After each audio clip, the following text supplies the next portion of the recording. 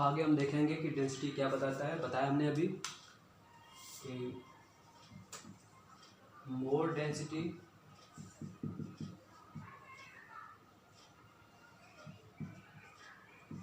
more heavy the object,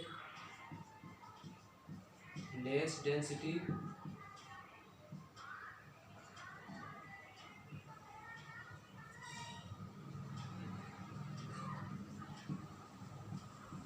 more lighter the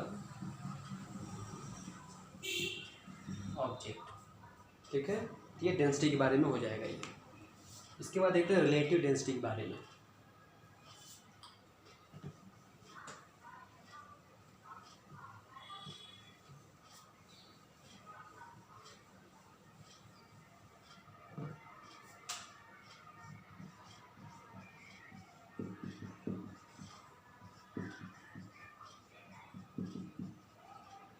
relative density के बारे में देखेंगे। रिलेटिव डेंसिटी जो होता है ये कंपेरेबल डेंसिटी होता है। ठीक, this is a comparable density which is compared with respect to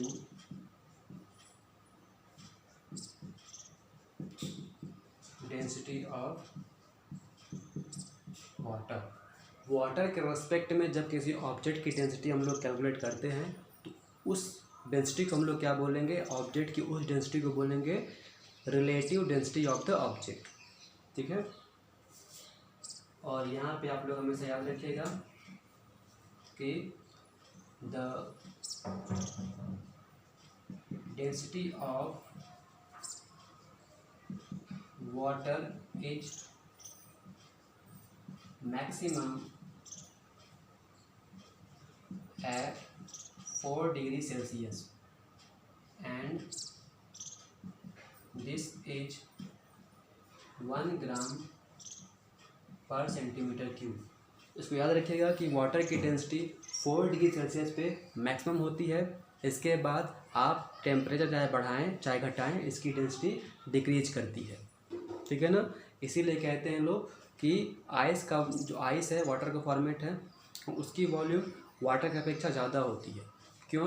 क्योंकि उसकी डेंसिटी आइस की वाटर अपेक्षा कम होती है, क्योंकि वाटर का डेंसिटी सबसे अधिक 4 डिग्री सेल्सियस पे होता है और आइस का मेंटेन होता है 0 डिग्री सेल्सियस पे। तो 4 डिग्री सेल्सियस से आप टेम्परेचर चाहे डिक्रीज करें चाहे इंक्रीज करें, वाटर की डेंसिटी डिक्रीज ही करेगी। ठीक, तो मैक्सिमम होता है वाटर डेंसिटी 4 डिग्री सेल्सियस पे और वो होता कितना है 1 ग्राम पर सेंटीमीटर क्यूब। वो होता है 1 ग्राम पर सेंटीमीटर क्यूब होता है।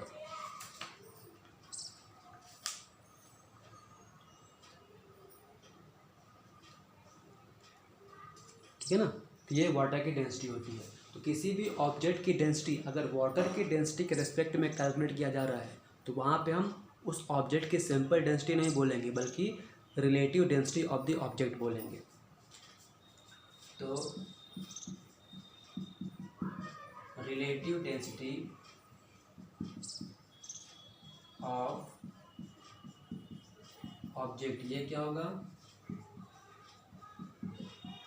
Density of object upon density of water, ये होगा रिलेटिव डेंसिटी का फार्मूला। ठीक, अब यहीं से बहुत सारे फार्मूले बन जाते हैं जो ऊपर देखेंगे।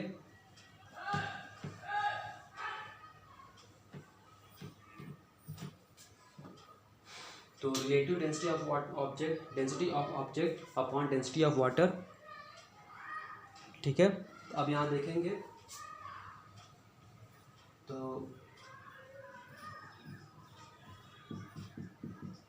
Relative density of object. अब डेंसिटी ऑफ ऑब्जेक्ट क्या होता है, मास of object upon volume of object upon density of water, mass of water upon volume of water. अब इसको अगर अरेंज कर दें हम तो मास ऑफ ऑब्जेक्ट, ये हम जो है सब्सक्रिप्ट लिख रहे हैं, मास ऑब्जेक्ट मतलब mass of object multiply V water मतलब वॉल्यूम ऑफ वाटर अपॉन ये मास ऑब्जेक्ट लिखेंगे एम कर दें हम, यहाँ पे लिखते हैं हम एम ऑब्जेक्ट, ठीक। फिर यहाँ पे volume object multiply M water, तो ये बन जाएगा हमारा relative density of object. Object के रेस्पेक्ट में, वाटर के रेस्पेक्ट में किसी ऑब्जेक्ट डेंसिटी क्या होती है, रिलेटिव डेंसिटी ऑफ ऑब्जेक्ट होता है।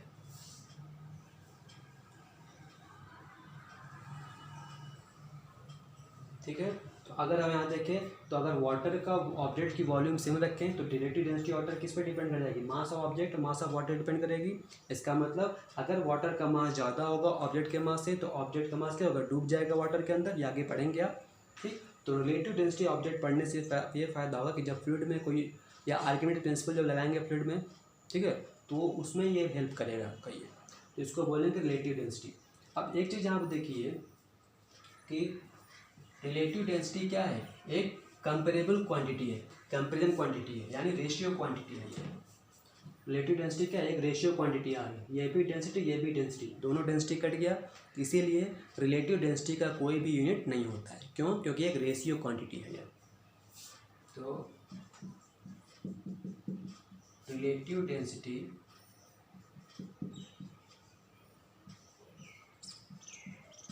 Has not any unit because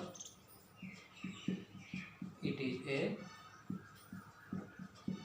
ratio quantity। Relative density कोई भी यूनिट नहीं होती क्योंकि ये रेशियो क्वांटिटी होता है, ठीक। कितना कुछ आपको डेंसिटी के बारे में जानना है। डेंसिटी क्या होता है, जो हैवीनेस और लाइटनेस कैलकुलेट करता है पर यूनिट वॉल्यूम में amount of mass of the object, उसको डेंसिटी बोलते हैं, ठीक। और रिलेटिव डेंसिटी ये होता है। अब डेंसिटी डिपेंड किस पे करता है, मास पे डिपेंड करता है, वॉल्यूम पे डिपेंड करता है, ठीक। और कौन कौन से फैक्टर इसको जो है अफेक्ट करते हैं वो देखते हैं।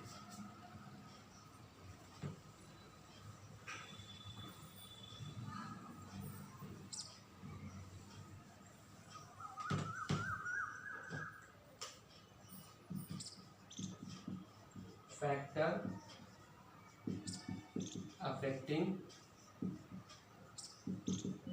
डेंसिटी, यहाँ फिर देख ले हम, डेंसिटी माने रो, तो रो इज इक्वल टू हमने क्या देखा, मास अपॉन वॉल्यूम। तो आप ध्यान से देखिए, आप जानते हैं कि मास एक क्या है, नॉन चेंजेबल क्वांटिटी है, या मास कभी चेंज तो होता नहीं, वेट चेंज होता है, तो मास तो नहीं बदलेगा। तो डेंसिटी का बदलने वाला रूप किस पे जाएगा, वॉल्यूम पे जाएगा। इसका मतलब जो भी फैक्टर अफेक्ट करेंगे वो इसके वॉल्यूम पे अफेक्ट करेंगे ऑब्जेक्ट के, ठीक। तो वॉल्यूम को कौन कौन से फैक्टर अफेक्ट करेंगे, वही उसके डेंसिटी को अफेक्ट करेंगे, ठीक। तो पहले तो टेम्परेचर,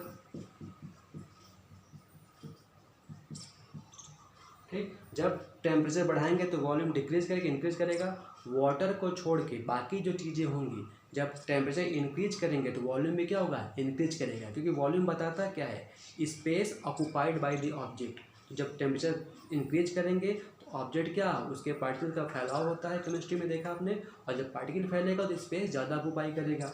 इसीलिए हम कहते हैं कि टेम्परेचर और वॉल्यूम क्या होते हैं, डायरेक्टली प्रोपोर्शनल होते हैं, एक्सेप्ट वाटर, वाटर को छोड़ के, ठीक है। दूसरी बात प्रेशर, प्रेशर देखें तो प्रेशर, आप जब प्रेशर बढ़ाएंगे, जब प्रेशर बढ़ाते हैं तो क्या होता है, ऑब्जेक्ट दबता है तो उसके पार्टिकल्स क्या है, वो नज़दीक आते हैं, ठीक। तो प्रेशर बढ़ाने पे क्या होता है, इनका वॉल्यूम घटता है, ठीक। ये भी डिपेंड करता है क्या, लिक्विड को छोड़ के, वाटर को छोड़ के ये होता है, accept water,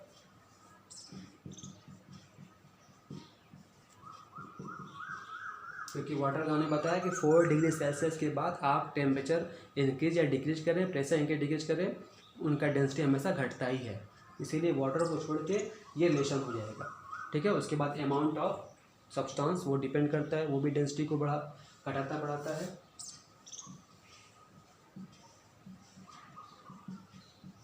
amount of the material और चौथा नेचर ऑफ द मटेरियल।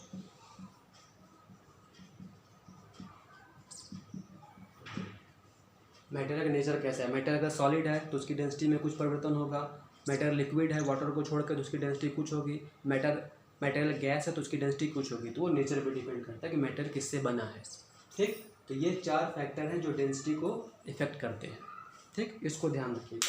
जब इतना कुछ जान जाएंगे, इसके बाद आपको पढ़ने को आएगा बुआंसी फोर्स और आर्किमिडीज प्रिंसिपल, जो लिक्विड का पोर्शन है, वो उसको अगले वीडियो में।